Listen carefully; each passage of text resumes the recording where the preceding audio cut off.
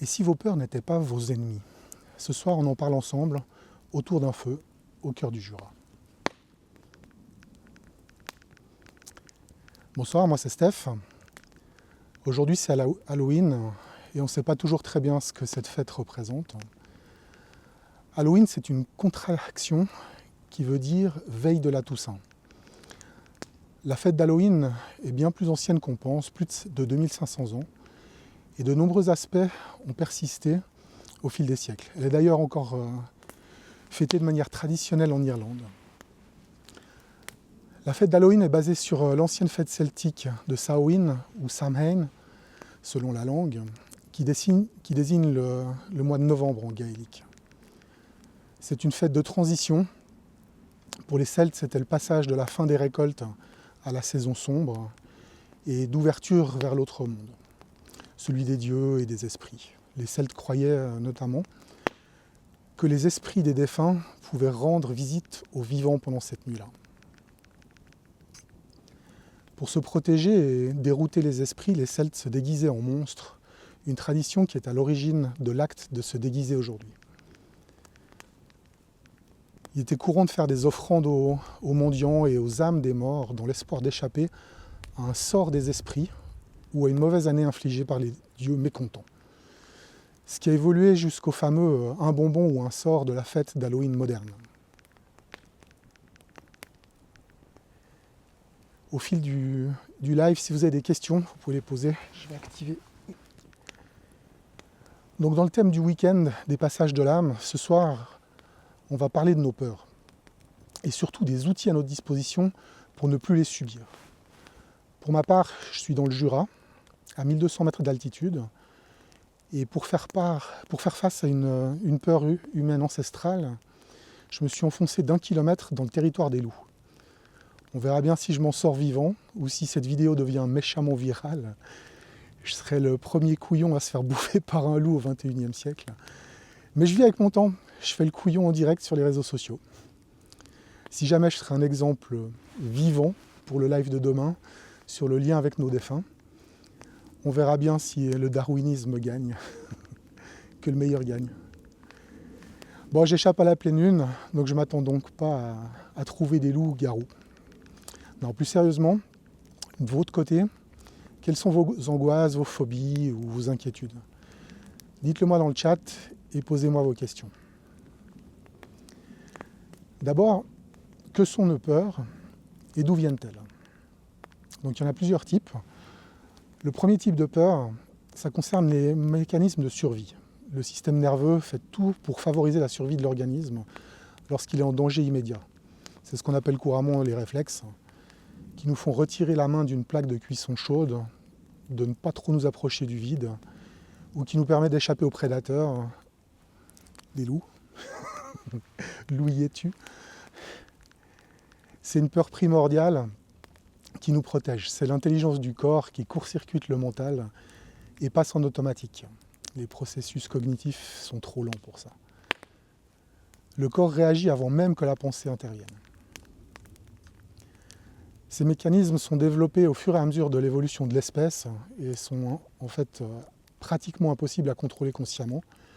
Mais il y a des outils qui permettent de nous calmer très rapidement lorsqu'on a été confronté à une situation de peur et même dans certains cas à diminuer l'intensité de ces moments lorsqu'on a suffisamment pratiqué en amont.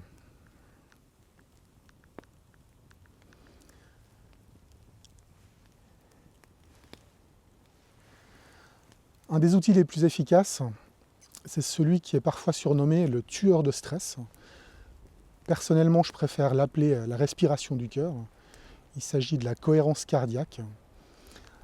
En diminuant la fréquence cardiaque, rapidement, la pression artérielle diminue et la production de cortisol et d'adrénaline sont petit à petit inhibées. La méthode est extrêmement simple. On inspire sur 4 secondes et on expire sur 6 secondes.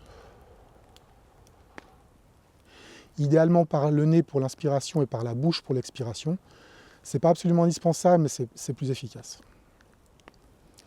Ces 2 secondes de différence donnent le signal au corps que nous ne sommes plus en situation d'urgence et il commence à se calmer. Les premiers effets sont en général ressentis au bout de 3 minutes. Continuez jusqu'à 5 ou 10 minutes pour en retirer le plein potentiel. Mais si la situation a été particulièrement intense, un retour à la normale peut prendre une vingtaine de minutes. Alors que sans ces outils, un retour à la normale peut prendre plusieurs heures, parfois jusqu'à 2 jours, pour les cas extrêmes comme les états de choc. La cohérence cardiaque est également utile en développement spirituel. C'est la base de la connexion à notre œil du corps, du cœur, notre intuition.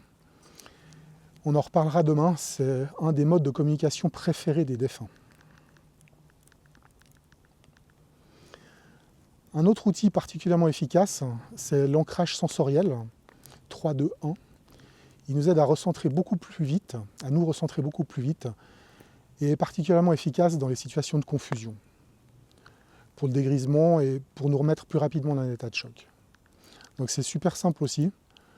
On regarde autour de soi et on nomme 3 choses qu'on voit, 2 choses qu'on entend et on touche un objet. Et après on recommence. La personne qui fait l'exercice commence généralement par des choses très proches d'elle. Au fur et à mesure que sa présence s'améliore, elle va choisir des choses de plus en plus lointaines. Ensuite, on répète l'ancrage 3-2-1 jusqu'à ce qu'une amélioration soit notable. Dites-moi dans le chat ou dans les commentaires si vous voulez que je développe ou que je fasse une vidéo dédiée à ce type d'outil.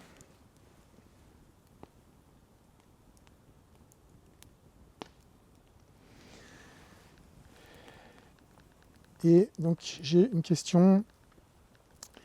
Je suis particulièrement sujet au vertige, que puis-je faire? Alors, le vertige, c'est un sujet qui est plus sérieux qu'il paraît. Il ne faut pas s'y confronter sans stratégie efficace, quand on sait qu'on est particulièrement sensible. Dans les cas les plus extrêmes, le malaise est d'une telle intensité qu'on doit lutter contre le corps qui cherche à arrêter ce malaise. Et le moyen le plus simple pour lui serait de lâcher prise. Donc on se retrouve à lutter contre l'envie de se jeter dans le vide et contre le malaise de rester dans cette position pour survivre. Parfois on ne peut rien faire. Donc moyennant un peu de créativité, les 2 outils que je vous ai proposés avant sont très efficaces. On se focalise sur un point fixe proche, surtout pas le vide ou l'horizon. Ça rétablit très rapidement la cohérence entre ce que voient les yeux et les perceptions de l'oreille interne. On se tient à quelque chose de solide avec les mains ou on trouve une assise stable avec les pieds, s'il n'y a rien du tout. Ça permet au corps de retrouver un point de référence tangible. On se met évidemment en cohérence cardiaque, 4 secondes d'inspiration, 6 secondes d'expiration. En situation, ça fonctionne très bien, mais si vous êtes sujet à un vertige intense, vous devriez consulter. Votre vertige peut être lié au type de peur qu'on va voir juste après. Et une exposition douce, progressive et sécurisée, accompagnée par une personne compétente, est très efficace. Et vous, à quel type de peur êtes-vous sujet?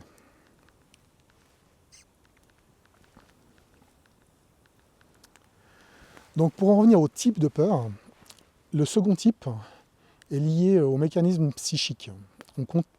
On craint qu'une situation ne se produise.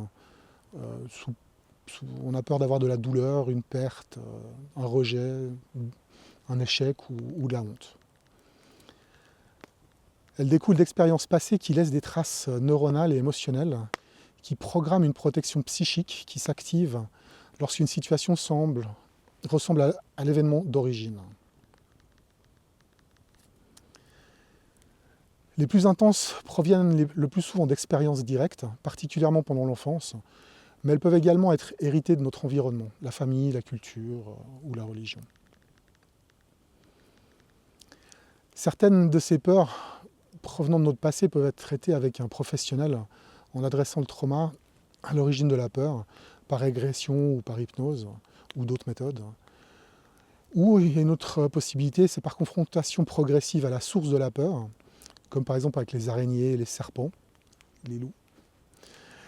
Mais elles sont généralement très difficiles à adresser seules, sans aide, au niveau conscient, parce que la source réelle est plus connue. On ne s'en souvient plus. Et plus la source est enfouie profondément, plus en général les déclenchements sont sensibles, donc se font facilement, et les réactions sont intenses. Donc de nouveau, les 2 outils que je vous ai donnés sont aussi efficaces pour des peurs de ce type. Mais comme il ne s'agit pas de peur ancestrale, on a plus de contrôle et il est possible d'en diminuer considérablement les effets simplement en prenant conscience. Il faut commencer par conscientiser que nous ressentons de la peur. Je ressens de la peur. Et on ne dit pas j'ai peur, parce qu'en fait ça nous identifie à cette peur-là. Donc on dit vraiment je ressens de la peur, on parle de nos ressentis, on ne s'identifie pas à elle. Au contraire, le but c'est justement de se dissocier. Ensuite, on l'identifie en se questionnant de quoi ai-je peur spécifiquement. On l'écrit ou on le dit à haute voix pour qu'on ait une pleine conscientisation et pour casser l'automatisme inconscient. Et pour terminer, on reprend le contrôle total. Comment puis-je traverser cette situation ? Donc si on trouve les moyens de traverser, et si on en a la force avec le fait qu'on a été dissocié, et bien du coup on n'en est plus effet. Donc une autre question que j'ai, c'est comment faire pour ne plus avoir peur des chiens. C'est une question très fréquente, surtout de parents concernant leurs enfants. Et la peur des animaux, ça peut être compliqué à gérer, parce qu'elle est liée à deux types de peurs dont on a parlé. Donc d'une part, elle est induite par un mécanisme instinctif de protection, qui est souvent renforcé par une expérience passée marquante. Alors c'est pas obligatoirement une morsure, ça peut être une expérience traumatisante de manière générale, souvent ça suffit. Par exemple des aboiements extrêmement forts, ou quand il y a plusieurs chiens en même temps, ou un cas qui est extrêmement fréquent, c'est simplement la surréaction des adultes. L'enfant se demandait ce que ça voulait dire, ces chiens qui aboyaient, mais il a eu peur de la réaction des parents qui ont eu peur pour lui. C'est pas pour ça qu'il ne faut pas réagir quand il y a un problème potentiel, mais il faut être sûr de ne pas surréagir et d'être vraiment dans la protection et qu'on n'est pas en train de créer un nouveau traumatisme à l'enfant. Donc après, le cerveau associe chien égale danger, et parfois simplement la vue, ou même l'évocation d'un chien, peut déclencher une réaction de survie. C'est jamais un manque de courage, c'est la mémoire du corps qui veut protéger la personne. On ne peut donc pas se raisonner, on doit rééduquer notre sentiment de sécurité. Donc ça c'est la théorie. En pratique, quand on est confronté à un animal menaçant, on ne le fixe jamais dans les yeux. Pour lui c'est un défi et ça déclenche ses propres mécanismes de défense. Et de la même manière, on ne se met jamais en position de défi non plus, on se met de profil, pas de face. Il faut respirer lentement, idéalement en cohérence cardiaque, mais bon, on n'a pas toujours les bons réflexes, pour indiquer à notre corps et au chien qu'il n'y a pas de danger.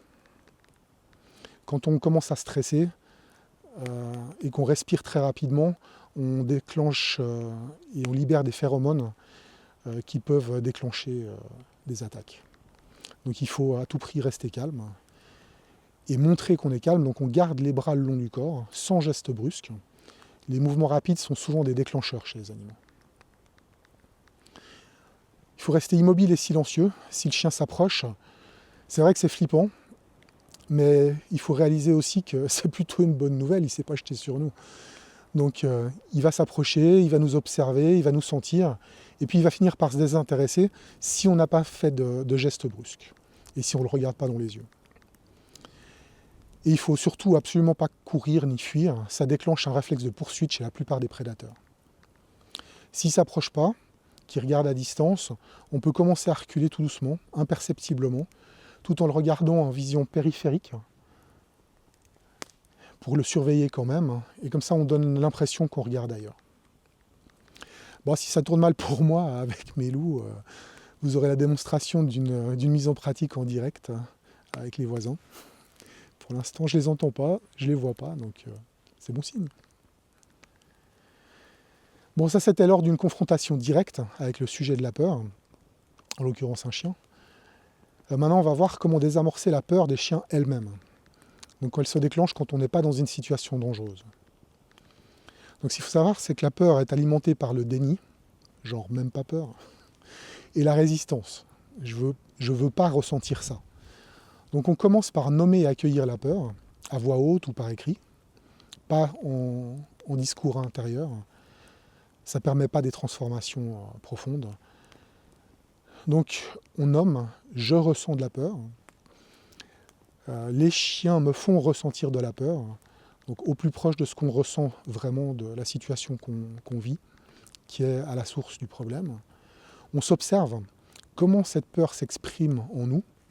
Je la sens dans mon ventre, dans ma poitrine, comme la tête dans un étau, je me sens paralysé, pratiquement tout est possible. Donc on exprime ce qu'on ressent en l'ayant observé.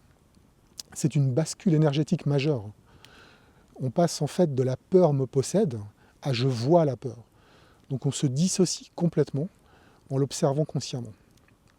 Et petit à petit, on s'en détache. Tout ça, évidemment, on essaie de le faire en cohérence cardiaque. 4 secondes d'inspiration, 6 secondes d'expiration. Et on fait ça régulièrement.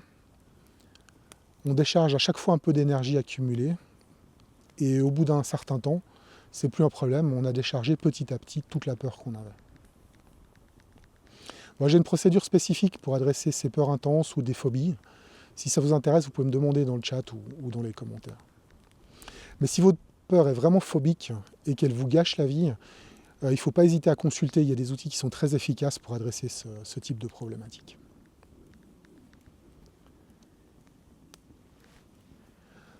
Donc la troisième et dernière catégorie de peur est beaucoup plus cérébrale. Contrairement à la précédente, dont l'origine précise était très souvent inconsciente, celle-ci elle concerne les peurs qui sont conscientisées, comme la peur de notre finitude, de la mort, ou de perdre quelqu'un de cher, d'un diagnostic médical, ou la peur d'un échec spécifique, un examen, un projet très ambitieux, ou simplement de finir sa vie seul. Donc si vous êtes sujet à des peurs de ce type, il y a de nombreux outils qui permettent de les adresser. Consultez vraiment sans tarder, ça changera rapidement votre qualité de vie. Les outils que je vous ai proposés sont évidemment parfaitement indiqués aussi pour ça. Ils sont vraiment valables dans toutes les situations. Mais ce type de peur, comme elle est de nature consciente, on a la possibilité d'aller un petit peu plus loin seul, sans aide extérieure. Comme on l'a vu, on commence par sortir du déni et on cesse d'y résister. On identifie, on nomme et on accueille la peur. On observe où et comment on la ressent dans le corps pour commencer à nous séparer d'elle. Et pour nous séparer encore plus de cette peur, on peut la personnifier et dialoguer avec elle. On peut fermer les yeux, imaginer que cette peur est un être, une énergie, ce qui vous convient d'après vos croyances. Et on lui demande, mais que veux-tu me dire? Quel est le message? Pourquoi j'ai peur comme ça? Pourquoi tu me fais ressentir ça? L'intention, c'est, comme on l'a vu, de s'en séparer. Et deuxièmement, de découvrir une valeur positive cachée derrière cette peur. Et pour terminer, on cherche 5 moyens de renforcer ce qui est positif derrière cette peur. Par exemple, si vous avez peur de rater un examen, c'est peut-être parce que réussir vous permettrait de faire des études qui vous passionnent. Donc préparez-vous plus ou mieux. Vous reprendrez le contrôle et le niveau de stress induit par cette peur diminuera. Mais il ne faut pas s'arrêter à ce qui est évident. Dans l'exemple de l'examen, j'ai pris comme exemple un cas idéal, mais souvent ce sont d'autres motivations qui sont derrière. En cas de réussite, on peut espérer un sentiment d'accomplissement, de fierté vis-à-vis de nos proches, ou un changement de statut social. Il faut creuser jusqu'à trouver les vraies causes de notre peur. Et puis les formuler de manière positive et travailler sur ces aspects positifs. Alors c'est moins évident quand c'est abstrait. Je vais vous donner des outils pour ces cas également.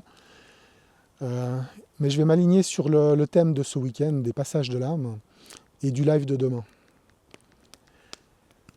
Donc après le Covid, j'ai eu des personnes qui m'expliquaient qu'elles avaient développé une peur phobique de la mort.